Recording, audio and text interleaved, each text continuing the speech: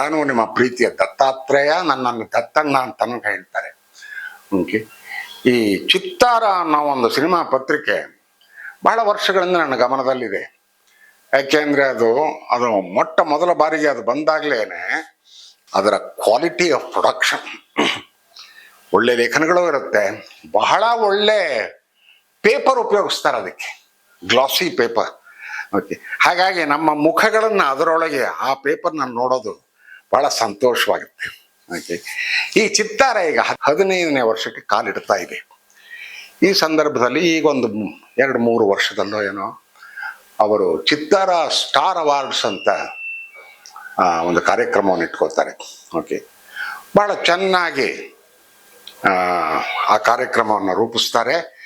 ಬಹಳ ಮೆಚ್ಚುಗೆ ಆಗುವಂಥ ಕಾರ್ಯಕ್ರಮ. ನಾನು ಈಗಾಗಲೇ 3 ರಾಷ್ಟ್ರ ಪ್ರಶಸ್ತಿಗಳನ್ನು ತಗೊಂಡು ನೋಡಿದ್ದೀನಿ, 2 ರಾಜ್ಯ ಪ್ರಶಸ್ತಿಗಳನ್ನು ನೋಡಿದ್ದೀನಿ. ಓಕೆ, ಅಲ್ಲಿ ಒಂದು ರೀತಿಯ ಶ್ರೀಮದ್ ಗಾಂಭೀರ್ಯ ಇರುತ್ತೆ. ಆದರೆ ಈ ಚಿತ್ತಾರ ಅವಾರ್ಡ್ ಫಂಕ್ಷನ್ಗಳು ಈ ಥರದ್ದಿರುತ್ತಲ್ಲ, ನಾನು ಹೆಚ್ಚಿಗೆ ಇದನ್ನು ನೋಡಿಲ್ಲ. ಲಾಸ್ಟ್ ಇಯರ್ 1 ವರ್ಷ ಇದನ್ನು ನೋಡಿದೆ. ಬಹಳ ಚೆನ್ನಾಗಿ ನಡೆಸ್ತಾರೆ, ಸಂತೋಷ ಆಗುತ್ತೆ. ಆಮೇಲೆ ಅದರೊಳಗೆ ನಮ್ಮ ಪಾತ್ರವಲ್ಲದೆ ಈ ಶ್ರೀಸಾಮಾನ್ಯನ ಪಾತ್ರ ಅಲ್ಲಿ ಬಹಳ ದೊಡ್ಡದಾಗಿರುತ್ತೆ, ಎಲ್ಲರೂ ಮೆಚ್ಚಿಕೊಳ್ಳೋ ಅಂಥ ಕಾರ್ಯಕ್ರಮ.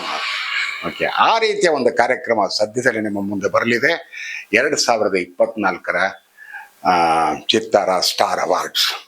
ಓಕೆ, ನನಗೆ ಬಹಳ ಕುತೂಹಲ, ಹೇಗಿರುತ್ತೆ ಏನು ಕತೆ, ನಾವು ಏನಾರು ಅದರೊಳಗಡೆ ಬಂದ್ಬಿಡ್ತೀವ ಏನು ಕತೆ ಅಂತ.